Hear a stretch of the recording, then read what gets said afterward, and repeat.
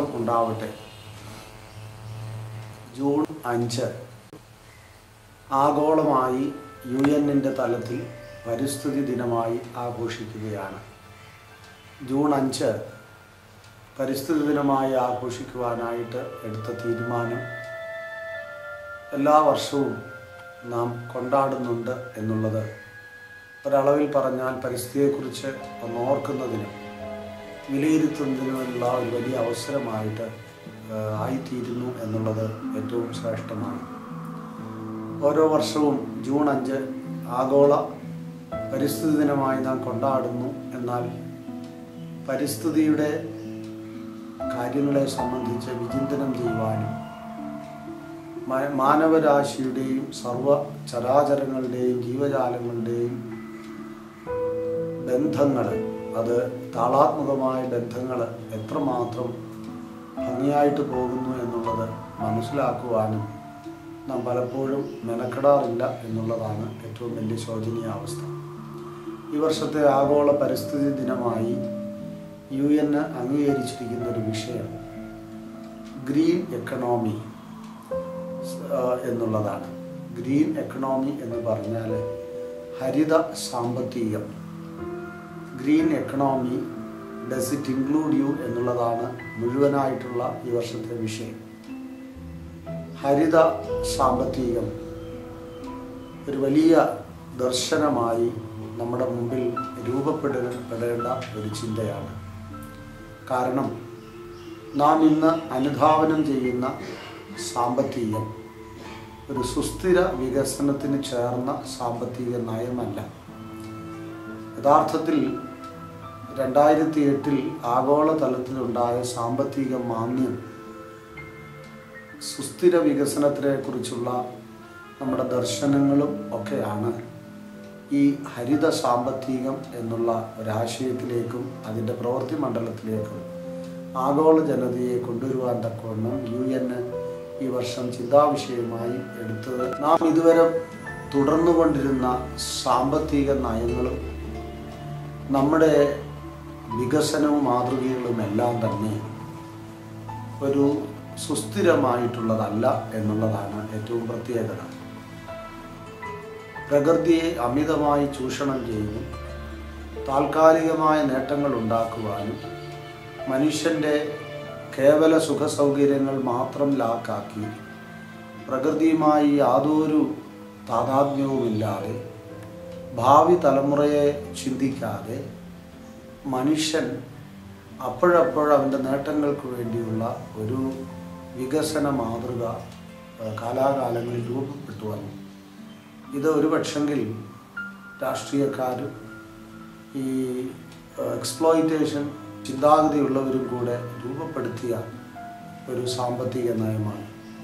ഈ സാമ്പത്തിക നയം മൂലം ഇന്ന് പ്രകൃതിക്കുണ്ടായിരിക്കുന്ന ആഘാതങ്ങൾ വർണ്ണനാതീതമാണ്. അതുമാത്രവുമല്ല, മനുഷ്യൻ ഈ രീതിയിൽ മുന്നോട്ട് പോയാൽ മനുഷ്യവംശം മാത്രമല്ല, ഈ സൃഷ്ടിക്രമങ്ങളെല്ലാം തന്നെ കാലാവിശേഷമാകുന്ന ഒരവസ്ഥയിലേക്ക് കൊണ്ടെത്തിക്കും. നമ്മുടെ ഈ കൊച്ചു ഭൂഗോളം ഇന്ന് പലതരത്തിലും ഭീഷണി നേരിടുകയാണ്, നിലനിൽപ്പിന് വേണ്ടിയുള്ള ഭീഷണി നേരിടുകയാണ്.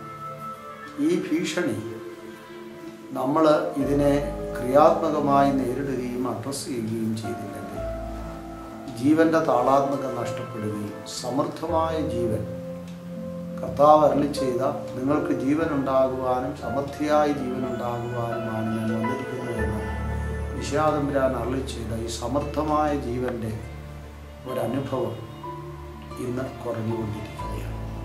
അതുകൊണ്ട് ഇങ്ങനെയുള്ള കാര്യങ്ങളെ സംബന്ധിച്ച് നേതൃത്വ നിരയിൽ നിന്നുകൊണ്ട് ലോക ജനതയ്ക്ക് സമൂഹത്തിന് നേതൃത്വം കൊടുക്കേണ്ട സഭയാണ്. 1980 വരെ ഈ പരിസ്ഥിതിയെ സംബന്ധിച്ചുള്ള കാര്യങ്ങൾക്ക് സഭകൾ മുന്നോട്ട് വന്നിരുന്നില്ല എന്നുള്ളതാണ് ഏറ്റവും പ്രത്യേകത. പക്ഷെ 80-കൾക്ക് ശേഷം സഭകൾ പരിസ്ഥിതി സംരക്ഷണവും പ്രകൃതിപരമായ കാര്യങ്ങളുടെ സമീകൃതമായ ഉപയോഗവും സഭയുടെ ഒരു ദൗത്യമായി ഏറ്റെടുത്തുകൊണ്ട് സഭ ഈ രംഗത്ത് ധാരാളം പ്രവർത്തിക്കുന്നുണ്ട്. പ്രത്യേകിച്ച് കേരളത്തിലെ ചുറ്റുപാടിൽ പറയുമ്പോൾ CSI പ്രോട്ടസ്റ്റന്റ് സഭകളൊക്കെ ഒരളവിൽ ഈ പ്രവർത്തനവുമായിട്ട് മുന്നോട്ട് പോയിട്ടുണ്ട്. ഇന്ന് കത്തോലിക്ക സഭയും ഈ പ്രവർത്തനങ്ങളിൽ വളരെ സജീവമാണ്. ഓർത്തഡോക്സ് സഭയും ഉണർന്ന് പ്രവർത്തിക്കേണ്ട ഒരു അവസരമാണിത്. ഇതൊക്കെ മുൻപിൽ കണ്ടുകൊണ്ടാണ് നമ്മുടെ സഭയിൽ ഒരു പരിസ്ഥിതിയെക്കുറിച്ചുള്ള പഠനങ്ങൾക്കും അതിൻ്റെ പ്രവർത്തനങ്ങൾക്കും ചുക്കാൻ പിടിക്കുവാൻ തക്ക ഒരു കമ്മീഷനെ പരിശുദ്ധ എപ്പിസ്കോപ്പൽ സുനോസ് നിയമിച്ചാക്കിയത്. ഈ എപ്പിസ്കോപ്പൽ സുനോസിനാൽ നിയമിക്കപ്പെട്ട ഈ പരിസ്ഥിതി കമ്മീഷൻ ഇന്ന് ഒരളവ് വരെ ക്രിയാത്മകമായിട്ട് പ്രവർത്തിക്കുന്നു എന്ന് പറയുന്നതിൽ എനിക്ക് ചാരിതാർത്ഥ്യവും സന്തോഷവുമുണ്ട്. എല്ലാ ഭദ്രാസനങ്ങളിലും ഇന്ന് പരിസ്ഥിതി കമ്മീഷൻ്റെ ഒരു യൂണിറ്റ് പ്രവർത്തിക്കുന്നുണ്ട്. അതിൻ്റെ കീഴിൽ ഓരോ ഇടവകയിലും യൂണിറ്റ് പ്രവർത്തിക്കുന്നുണ്ട്. ഈ ചിന്താഗതിയും ഈ താല്പര്യമുള്ള ആളുകളെ കോർത്തിണക്കി പരിസ്ഥിതി പ്രവർത്തനങ്ങൾ ഏകോപിപ്പിക്കുകയും മുന്നോട്ട് കൊണ്ടുപോവുകയും ചെയ്യുവാൻ തക്കവണ്ണം പരിസ്ഥിതി കമ്മീഷൻ പ്രവർത്തിക്കുന്നു എന്നുള്ളത് സന്തോഷത്തോടെ ഞാൻ അറിയിക്കട്ടെ. പരിസ്ഥിതി ദിനത്തിൽ കേവലം വൃക്ഷത്തൈ നടുക മാത്രമല്ല, നമ്മുടെ ചിന്താഗതിയിൽ തന്നെ മാറ്റം വരുത്തേണ്ടിയിരിക്കും. ഉപഭോഗ സംസ്കാരത്തിൽ നിന്ന് ഒരു ഉപയോഗ വീക്ഷണത്തിലേക്ക് നാം മാറേണ്ടിയിരിക്കുന്നു. ഉപഭോഗ സംസ്കാരം എവിടെയെല്ലാം ഉണ്ടോ അവിടെ താളാത്മകതയും ബന്ധങ്ങളും ഹനിക്കപ്പെടും എന്നുള്ളത് പ്രകൃതിയിൽ തന്നെ നാം പഠിക്കുന്ന ഒരു വിഷയമാണ്. അതുകൊണ്ട് ഉപഭോഗമല്ല, ഉപയോഗമാണ് അനിവാര്യമായിട്ടുള്ളത്. ഈ അടിസ്ഥാനപരമായ പാഠം നമ്മുടെ ജീവിതത്തിലും സാംശീകരിക്കേണ്ടത് ആവശ്യമാണ്. അതുകൊണ്ട് കേവലം 2 വൃക്ഷത്തൈ നടുക മാത്രമല്ല, നാം തന്നെ ലളിത ജീവിതത്തിൻ്റെ വക്താക്കളാകും. നമ്മുടെ ഇടവകകളും നമ്മുടെ സ്ഥാപനങ്ങളുമൊക്കെ ഹരിതവൽക്കരിക്കപ്പെടണം. പ്ലാസ്റ്റിക്കിൻ്റെ ഉപയോഗം പരമാവധി കുറയ്ക്കണം. അതുപോലെ തന്നെ സോളിഡ് വേസ്റ്റ് അത് വലിയൊരു വിപത്തായിട്ട് ഇന്ന് ആധുനിക സമൂഹത്തിൽ രൂപപ്പെടുകയാണ്. വേണ്ടാത്തതെല്ലാം നാം വാരിക്കൂട്ടി ഉപയോഗിച്ചിട്ട് അത് വലിച്ചെറിയുകയാണ്. യൂസ് ഇറ്റ് ആൻഡ് ത്രോ എന്നുള്ള ഉപഭോഗ സംസ്കാരത്തിൽ നിന്ന് യൂസ് ഇറ്റ് ആൻഡ് റീസൈക്കിൾ എന്നുള്ള ഒരു ഹരിത സംസ്കാരത്തിലേക്ക് നാം തിരിച്ചു വരേണ്ടിയിരിക്കുന്നു. കാർബൺ ബേസ്ഡ് ആയിട്ടുള്ള ടെക്നോളജിയാണ് യഥാർത്ഥത്തിൽ ഇന്ന് കാണുന്ന ഈ കാർബൺ എമിഷൻ്റെ എല്ലാം ഏറ്റവും പ്രധാനപ്പെട്ട പ്രശ്നം.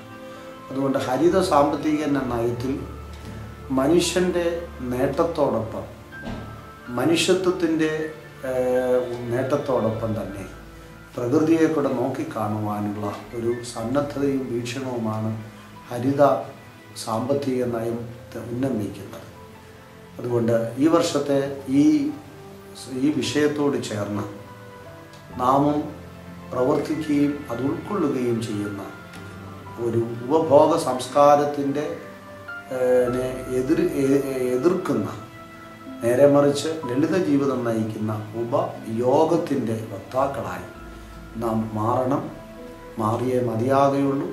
കാരണം നമ്മുടെ ഭാവി തലമുറയ്ക്ക് നാം ഈ പ്രകൃതി സ്രോതസ്സുകൾ മുഴുവൻ നമ്മൾ ചൂഷണം ചെയ്ത് നശിപ്പിച്ചിട്ട് നമ്മുടെ അടുത്ത തലമുറയ്ക്ക് എന്ത് നമുക്ക് കൊടുക്കാനുണ്ട്? അതുകൊണ്ട് നമുക്ക് ജനിക്കാനിരിക്കുന്ന മക്കൾക്കും ഈ പ്രകൃതിയുടെ സ്രോതസ്സും പ്രകൃതിയുടെ സംഭാവനകളും അവർക്കും ലഭിക്കത്തക്കവണ്ണം നാം കുറച്ചൊക്കെ അവർക്കായിട്ട് അവശേഷിപ്പിക്കേണ്ടത് ആവശ്യമാണ്.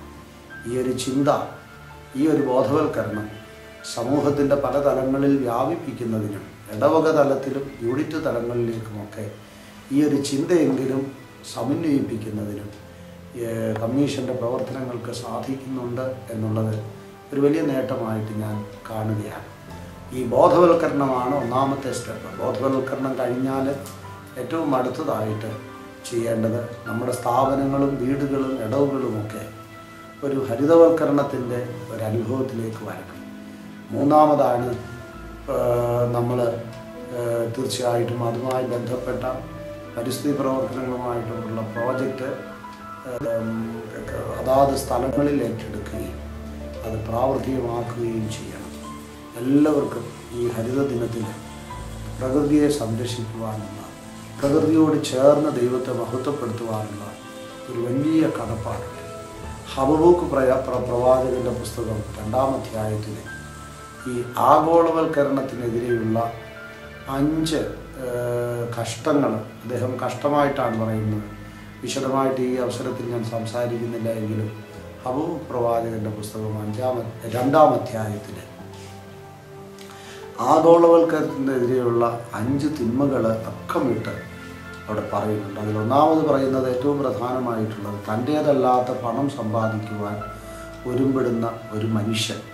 അത് ഇപ്പോഴത്തെ ഈ ട്രേഡ് കൾച്ചർ, ഈ കച്ചവട സംസ്കാരത്തിനെ മുൻകൂട്ടി കണ്ടുകൊണ്ടും അന്നത്തെ ഹബക്കൂക്ക് പ്രവാചകൻ്റെ കാലികമായ ചുറ്റുപാടിൽ നിന്നുകൊണ്ട് അന്ന് സമൂഹത്തിലുണ്ടായിരുന്നതും ചേർന്ന് അദ്ദേഹം ഒരുപക്ഷെ പ്രവചനമായിട്ട് പറഞ്ഞിരിക്കുന്നതാവാം. ഏതായാലും തൻ്റേതല്ലാത്ത പണം സമ്പാദിക്കുന്ന ഒരു വ്യവസ്ഥിതി ഹബക്കൂക്ക് പ്രവാചകൻ പോലും നൂറ്റാണ്ടുകൾക്ക് മുമ്പ് അദ്ദേഹത്തിൻ്റെ പ്രവചന പുസ്തകത്തിൽ പറയുന്നുണ്ട്.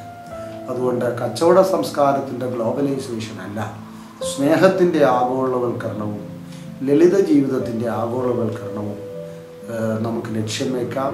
ഈ വർഷത്തെ പരിസ്ഥിതി ദിനത്തിൽ എല്ലാ ഭാവുകങ്ങളും പരിസ്ഥിതി കമ്മീഷൻ്റെ ഉപാധ്യക്ഷൻ എന്ന നിലയിൽ ബലഹീനനായ നാം നിങ്ങൾക്ക് നേരുന്നു. ദൈവം നമ്മെ എല്ലാവരെയും